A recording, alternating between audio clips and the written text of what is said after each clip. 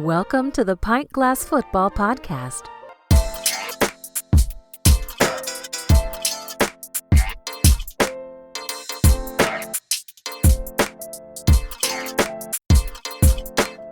Today, we'll tell you the NFL players who are under the most pressure going into 2024. Some of these names might surprise you. I'm your host, Brad Fowler. What's up, PGF Nation?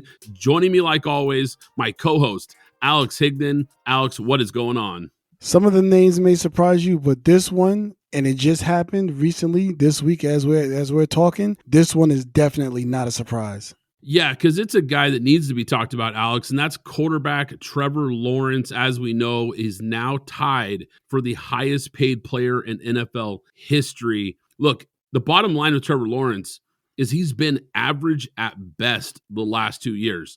The former number one overall pick, we know, one of the highest rated prospects really to come out of the NFL draft ever. I mean, this guy was looked at as a lock, no-brainer, home run, however you want to put it. But now he's getting paid like a franchise-changing quarterback, and it's time to play like it. No more excuses for this guy. The expectations are sky high going into 2024, and he has weapons around him.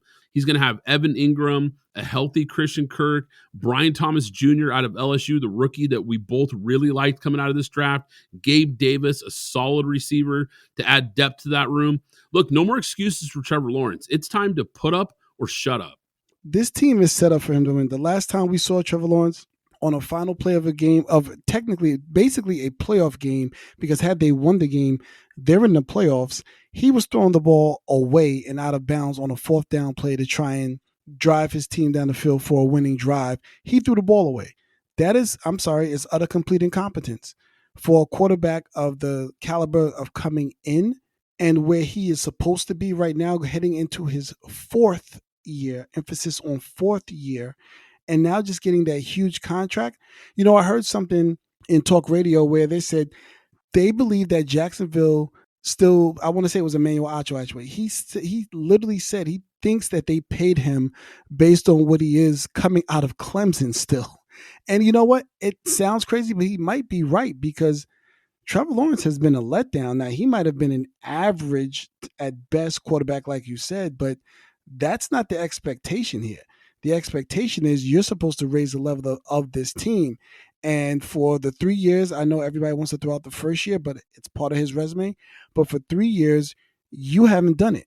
And in fact, last year, you took steps with the plural back last year, as opposed to taking another step forward when they brought in Calvin Ridley, who, by the way, is an honorable mention on this list. But we don't know what Trevor Lawrence is right now. I'm completely baffled by who this person is that we all had these high hopes for coming out of Clemson.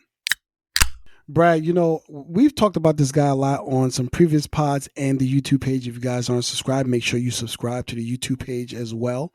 But Deshaun Watson, you know, he really, if we were doing a ranking, he should be number one. This is the guy with the largest contract, meaning largest guaranteed contract, fully guaranteed with the amount of money that he's receiving. They cannot get out of this contract. They cannot cut him. It would put them in capital. If you think Denver's in capital with what they did with Russ, Cleveland would be upside down for years and have to basically revamp their whole team if they decide they wanted to move on from Deshaun Watson.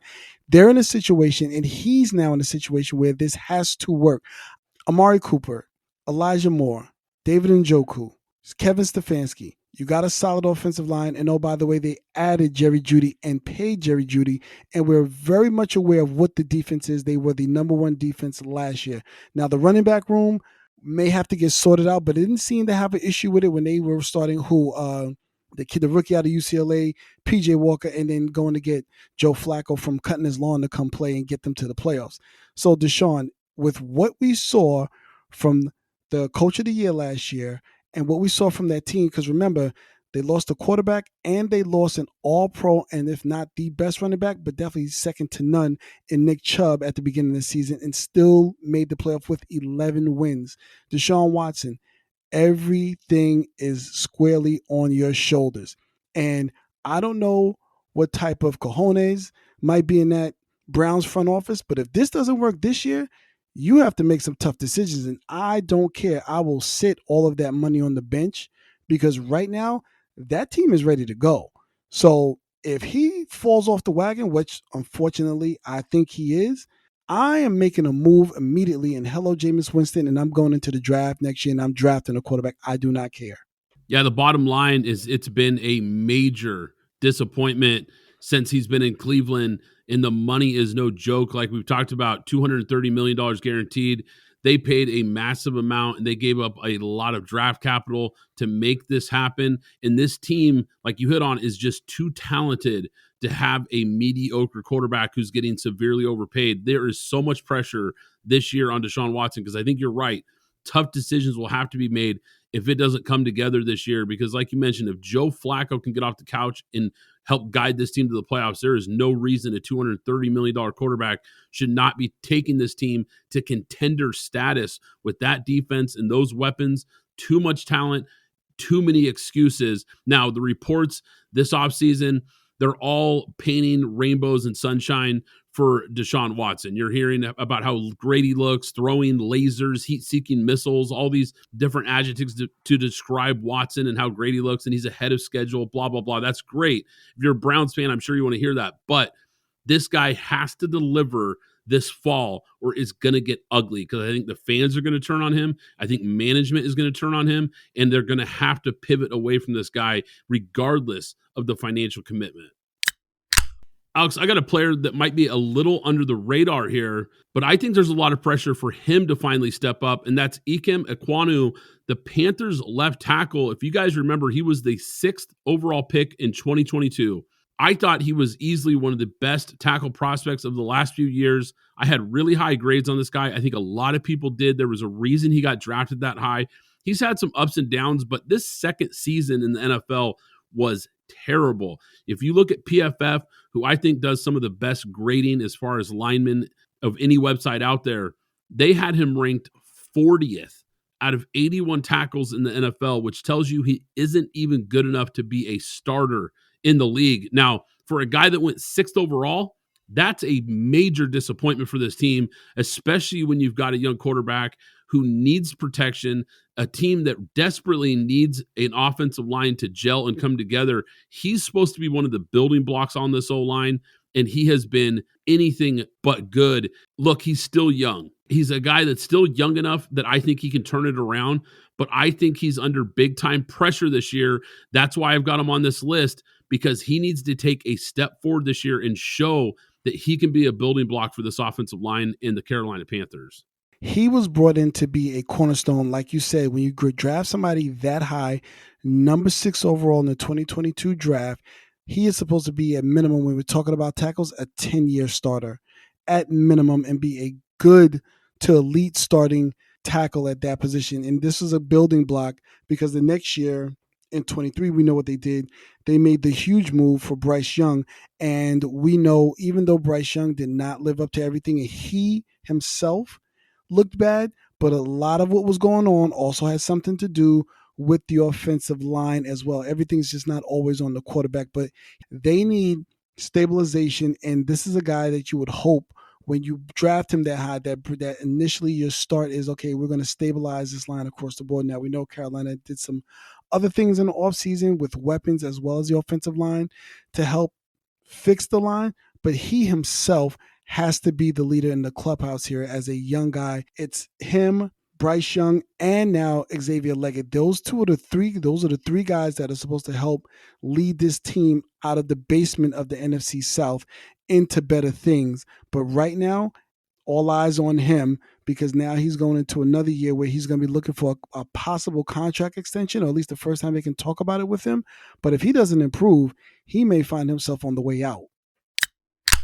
I know. Everybody's tired of hearing about it, but, it's not just that the Cowboys are America's air quotes team, but once again, all eyes on Dak. We've talked about it before. We'll talk about it again before the season starts, but he's in the final year of his contract. They can move off of that contract next year, but Dak Prescott, once again, in the hot seat, even though there are other players on that team as well as coaches in the hot seat, but obviously being the quarterback of that franchise, all eyes are on you every single year.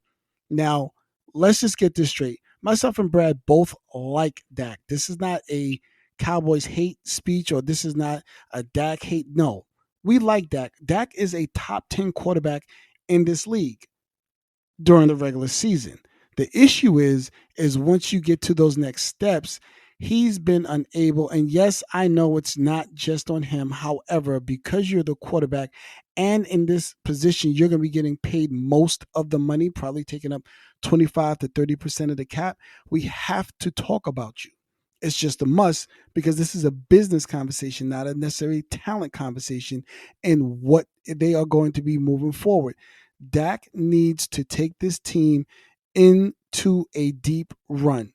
He has yet to have one where they go on a run, where they make to the NFC Championship game, win, lose, or the Super Bowl, win, lose, or draw, but at least they get there and now say this guy can do it. Because until they do it, you're just sitting there and you're just going to be paying somebody this X amount of dollars and you're not going to get anywhere. It's just going to be one and done. There is a reason he's considered, again, air quotes, the Black Kirk Cousins. They are very similar, except Dak has just been more consistent. I will definitely 1000% give him that with that team. Consistent 10, 12 win seasons, throughout his career as the Cowboys quarterback. But he's got to go on a run this year. And I don't know if he's going to be able to do it. Again, I say stay tuned for when we start to get into training camp and what we really think where these teams will place going forward into the season. But Dak has a lot of pressure on him this year if he wants to remain wearing that star on his helmet. Yeah, Alex, the bottom line is the Cowboys still haven't really shown any urgency to sign Dak Prescott to a contract extension so far this offseason. And the longer this goes on, the more it tells me that the Cowboys have real question marks about going forward with Dak with another big contract extension, wondering the same thing that you just talked about. Is he going to be good enough to get them to the top of the mountain? And so far, he hasn't been. And this is a guy that's had a lot of talent around him. He's had a ton of talent, actually. And you have to wonder, do you really want to tie up that much money in Dak Prescott? I'm starting to wonder if the Cowboys really want to. I think this is a huge storyline until it isn't. And until that day, Alex, I think we're going to continue to have to talk about this because, look, he's not a bad quarterback, but I just don't think they want to make that kind of commitment to him again, knowing that he just hasn't shown them that he can be the guy in the big moments, in the big games when it really matters the most. So I think there's a ton of pressure because if they just play this out and he plays out the final year of his contract here without that contract extension, he's going to have a lot of pressure to really prove to Jerry and the Dallas Cowboys management that he deserves that big extension. So this is a definite guy to watch for as far as being under a lot of pressure. Now, you're going to notice there's a lot of quarterbacks on our list, but let's face it, these are the premier players at the premier position in the NFL, and they're the ones that are going to have the most pressure 9 times out of 10. How about a young quarterback who's already feeling the pressure, Alex? Bryce Young, quarterback for the Carolina Panthers, the number 1 overall pick, was a rookie last year. This one's no surprise, and I think anytime you're the number 1 overall pick and the team traded up to get you, there's going to be big expectations for you to deliver. And look, I'm not saying that Bryce Young has to be a top 10 quarterback in 2024. I'm not saying that at all. I'm simply saying that he's got to show signs of becoming a franchise guy. Last year, there was really nothing he did that made Carolina or any of their fans or anybody that watched him feel like, okay, we can see it. We can see flashes. I didn't see any of that, Alex, from this guy last year. Now, granted, he wasn't in a great situation, and I get that. But we need to see something in year 2 from Bryce Young that gives Carolina some confidence that they can continue to build around this guy. Now, you mentioned earlier when we talked about his teammate Ekwonu, they added players along this offensive line. They added some players at wide receiver. There's not as many built-in excuses for him in year 2, and I think the pressure is going to dial up. Yeah, Brad, just like we spoke a moment ago about Ike and what his left tackle needs to do, this is a person that, in terms of Bryce Young, that he's definitely, specifically what happened with C.J. Stroud and the Texans, he definitely needs to show something a flash or something, because yesterday we didn't see anything. And not only did we not see anything, we didn't see anything in the stands. Shout out to them for selling seats for a quarter during that period in time. And I know there's a lot going on there at Carolina. They're up for a stadium renovation bid. They're trying to, a couple of people bid on the renovation. They're telling the owner to stay away. So there's a lot of things going on from the top down. And when you're a young quarterback, that's a lot to take on as the quarterback, as the quote unquote face of this team, to try and get them out of the bowels of the NFC South. But he himself has to show strides, has to show steps. He's got another offensive minded coach in there. So hopefully they're curating this offense around him. We already talked about Xavier Leggett now to go along with Adam Thielen, and they also traded for Deontay Johnson. Now this defense, which was a top 10 defense last year, is no longer there.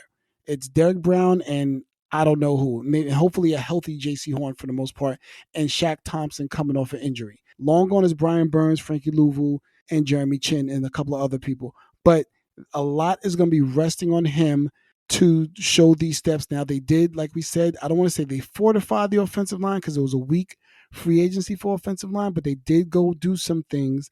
They did double down on running back because now you have Miles Sanders, Chuba Hubbard, and Jonathan Brooks, one of the better, if not the best running back coming out if he wasn't injured in the draft. And again, we talked about the weapons in Deontay Johnson, Xavier Leggett, and Adam Thielen. So there's some veterans around in the wide receiver room, but he himself has to show some of what everybody saw in Alabama this season. Or else, if not, the way that these rookie quarterback contracts are set up, they could possibly be looking at moving off of him. Did you know that Pint Glass Football is more than just this podcast? We have an exclusive newsletter. Sign up for free at pintglassfootball.com to receive articles and insights delivered straight to your inbox. But wait, there's more. We're excited to announce our brand new YouTube channel. Not only can you listen to our podcast on YouTube, but you'll also find exclusive video content waiting for you. So hit the pause button right now and go subscribe to our newsletter, and hit that subscribe button on YouTube to stay connected with the latest football news and our exclusive content. Underdog Fantasy is the easiest place to play fantasy sports. We personally love the pick'em game. Just pick between 2 and 5 players to build a pick'em entry. Pick whether your favorite players will have a higher or lower stat total in this week's game for a chance to win big. You can win up to 20 times your money in a single night. Download the Underdog Fantasy app and sign up today with promo code PGF. That's promo code PGF to claim your special pick plus first-time deposit offer up to $250 in bonus cash. The official ticketing app of Pint Glass Football is now SeatGeek. I can't recommend them enough, guys. I've been using SeatGeek for years. You want to go to a game this season? SeatGeek is here to take the confusion out of buying tickets, making sure you get the best seats at the best prices. With SeatGeek, you'll never have to worry about overpaying for tickets again. How? They put a 0 to 10 score on each ticket, so you know you're getting a good deal. But here's the real game changer. You can get $20 off your first ticket purchase with the code PGFPOD. That's right, $20 off with code PGFPOD. This season, make every game day epic with SeatGeek. Download the SeatGeek app and remember to enter the code PGFPOD to grab your $20 discount. You know, Brad, sticking with the theme of young people in the NFL, I'm looking at Atlanta. Now, two people I'm squarely looking at because that offensive line is good. Drake London, who was the first wide receiver taken in his draft, and Kyle Pitts, who was thought to be a generational talent at tight end, which I do believe he is, and that is no Florida bias, but they have yet to be unlocked. This is a season with stability in the quarterback room. These guys should still be able to get these two players and unlock what this offense should and could be if run properly. I know a lot is going to rely on Raheem Morris, but Zach Robinson coming from that Kyle Shanahan system, or the Shanahan tree, I should say overall. With this team, I should be getting 1,000 yards and 7 to 10 touchdowns between both of these players in the passing game. They need to show up because they're both coming up for contracts. Yeah, I think there is a lot of pressure on Drake London and Kyle Pitts, two guys that were top 10 picks just in recent drafts. And I think Kirk Cousins being there is going to be the stabilizing force. The one missing piece to this offense clearly has been the quarterback position. I think they have the chance to unlock these guys with Kirk Cousins in this new offense.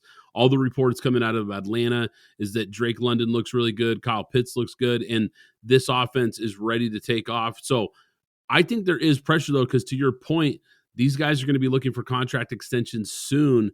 Big time pressure, but there's big time expectations in Atlanta for the first time in the last several years. Speaking of big time expectations, how about Aaron Rodgers with the New York Jets? Look, he was brought to New York for one reason and one reason only, and that was to win a Super Bowl. This team looked like it was a quarterback away from contending when they brought Rodgers over, that great young defense with so many playmakers. But as we know, he tore his Achilles on just the fourth play of the 2023 season, and the whole thing just went up in smoke. Now he's a year older, and that Super Bowl window just got a little bit smaller for him and this Jets team. When you factor in what a championship would not only mean to this franchise, but for Aaron Rodgers' legacy, if he gets a ring in New York, it would completely shift the narrative around him as a guy who just has been, quite frankly, average in the playoffs. We know he has that Super Bowl ring, but if you look at his record in the playoffs, he's basically a 500 quarterback with a lot of big losses in championship games, a guy that just came up light too many times for an all-time great quarterback, a guy who has a bunch of MVPs and limited playoff success. This window and this opportunity for the Jets is a golden opportunity for Aaron Rodgers, like I said, to really change the narrative and really change his place in history. But it's a small window and a ton of pressure to get it done this season. When you're a quarterback in the NFL, you are judged not by your numbers per se. You are heavily judged by the Super Bowls that you win. It's the reason that Eli Manning is going to go into the Hall of Fame, even though if you check his numbers, most of you, and we did a blind taste test, none of you guys will put Eli Manning in over a couple of people when you see the accolades and what the other people have. You wouldn't put him in the Hall of Fame. So, as you said, and I can, as being a New Yorker, I understand what it means winning in New York. You can see what it did for Alex Rodriguez's career, things it might have done for, let's say, a Carmelo Anthony had he won, and what it did for a guy like Mark Messier when he came to New York and won. Aaron Rodgers coming to New York and winning will go beyond what you thought he could do when he won in Green Bay. For the simple fact, though, those 4 NFC Championship games, 3 of them at home, I believe, his entire resume, his entire career will look completely different with a second Super Bowl under his belt. And on top of that, winning in New York. To this day, Joe Namath is deemed a legend in this league, a lot based upon he simply said, we're going to beat Baltimore, and then did it. It matters winning in New York. And for this guy in this city, for that team who hasn't won since, I believe, 68 or 69, for them to win and for him to be the leader, taking them to that win will do wonders for his career. So he's got immense pressure on him, already having lost a full year. There's a lot of pressure on this guy to move forward. Alex, the last guy I've got on this list for me is defensive tackle Jordan Davis for the Philadelphia Eagles. Now, look, he was the 13th overall pick back in 2022. And if you look, he's graded as barely a starting level player for a defensive tackle, according to PFF. And if you remember that 2022 draft, one pick later, the Ravens took Kyle Hamilton in that draft, the safety out of Notre Dame, who was the number 1 player on my big board that year. He's become, quite frankly, the best safety in the NFL. He was a first-team All-Pro last year, an unbelievable player who can do all kinds of things on the football field and was a difference maker for the Ravens, helping them get to an AFC Championship game. What makes it worse is that the Eagles were 30th in points allowed last year. They have holes in that secondary, and they could have gotten a guy like Kyle Hamilton, but instead they have Jordan Davis, who hasn't looked anything close to being a 13th overall pick. there is a lot of pressure on him to step up and be a major factor for the Eagles up front this year. Brad, we talk a lot about the draft, players that get drafted from these great lines and what we see and who's this and who's real and who's not. I say it all the time. Dexter Lawrence is a player for the Giants. Cleveland Farrell was a bust for the Raiders, and he's, for the most part, being the 4th overall pick. So who was really the guy on the line? And do you know who he was playing on the line next to when Jordan Davis was doing a lot of what he was doing? It was Jalen Carter. And we see what Jalen Carter is in the league, playing next to him again in Philadelphia. But we see Jalen Carter is still playing to the level that he was thought to play to, that he was in Georgia, and Jordan Davis is not. And let's remember, if you remember his draft profile, he was considered a boom or bust in that sense. Now, what happened was, and what happens a lot of times, a guy goes crazy at the combine. He ran that, he ran a 4.78 40 at 6'6", 341 pounds. That sounds like a monster to me. But like I said, this is not the first time. If anybody remembers Ryan Sims from UNC, and then, he was playing next to a guy named Julius Peppers, and how those two careers ended up being. So Jordan Davis, to be honest with you, Brad, I can already say they're not keeping him. So he can do whatever he wants to do this year, go out and have a career year. They're not going to pay him simply because there's 3 years of you just not being who we thought you were. And even coming out, he was only a 2-down player to begin with. So this kind of already had a lot of writing on the wall. It's just a matter that it's now playing out to what exactly it was said to be, a boom or bust potential. And right now, he's leaning more to bust, as you stated, than he is to the potential that he was thought to have. To close out, Brad, I have a couple of honorable mentions, and I'll just run them down real quick. One is Christian Watson in Green Bay. If you haven't been paying attention, Christian Watson, when he plays, is electric. But that's the problem. When he plays. Now, he is averaging over the past 2 seasons about 10 games a season. I believe he played 11 the first year and then 9 the second year.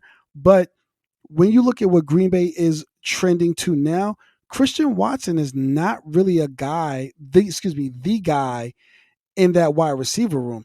It's a couple of young guys out there that are just going crazy without Christian Watson on the field. Now, he has honorable mentions, and he's definitely flashed. I like to liken Christian Watson to similar to a guy out of Notre Dame named Will Fuller, a deep threat that was on Houston who was flashing all the time. We knew the potential was there. He simply could not stay on the field, and eventually, unfortunately, he only lasted 5 years, and he's now out of the NFL due to injury. Christian Watson, I feel the same way around Christian Watson. I hope not for this young kid, because there's a lot of talent there, but I just need him to stay on the field, or else Green Bay is going to make some decisions, because they're going to have to pay Jordan Love at the end of the season. So there's a lot of pressure on him there. And my last guy, Russell Wilson. We don't need to go too deep into it. We know what it is, but Russell Wilson's in a position that he could resurrect his brand and resume. I think he has a very good resume.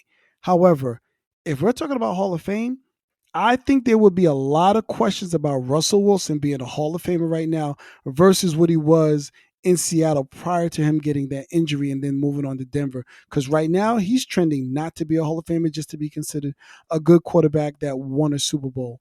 I think here he's in a position, and there's a lot of pressure on him to resurrect his brand, resurrect his name, and make a charge to go towards the end of his career and solidifying his position as a Hall of Fame quarterback in this league.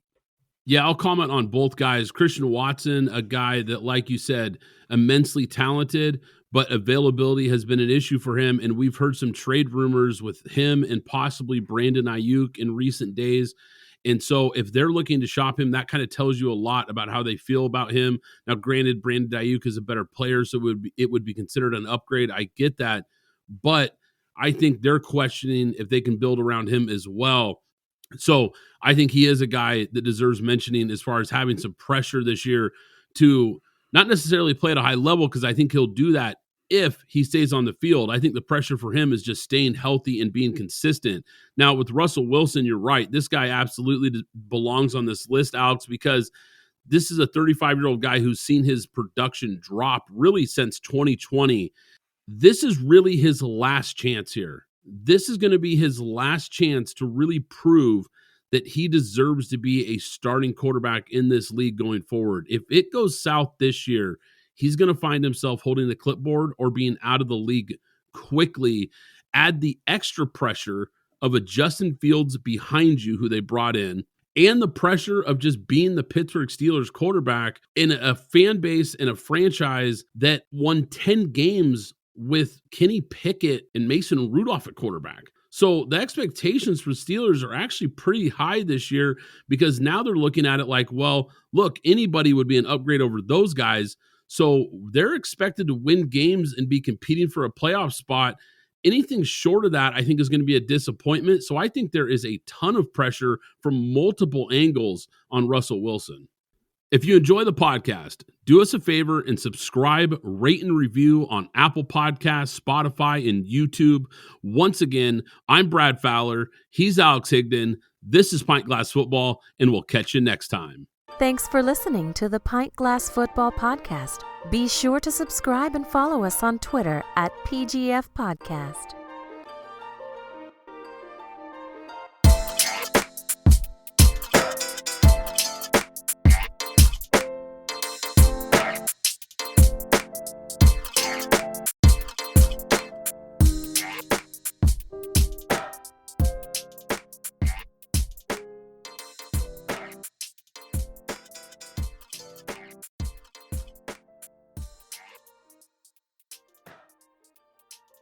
Zencastr is the ultimate web-based podcasting solution.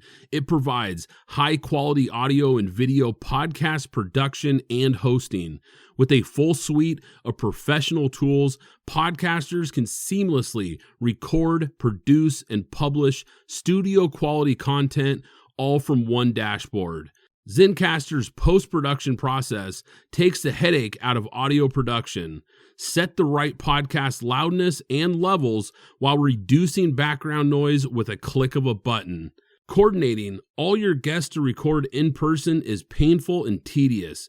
Easily invite up to 11 participants per recording with one click. Go to zencastr.com/pricing and use my code PGFP, and you'll get 30% off your first 3 months of Zencastr Professional. I want you to have the same easy experiences I do for all my podcasting and content needs. It's time to share your story.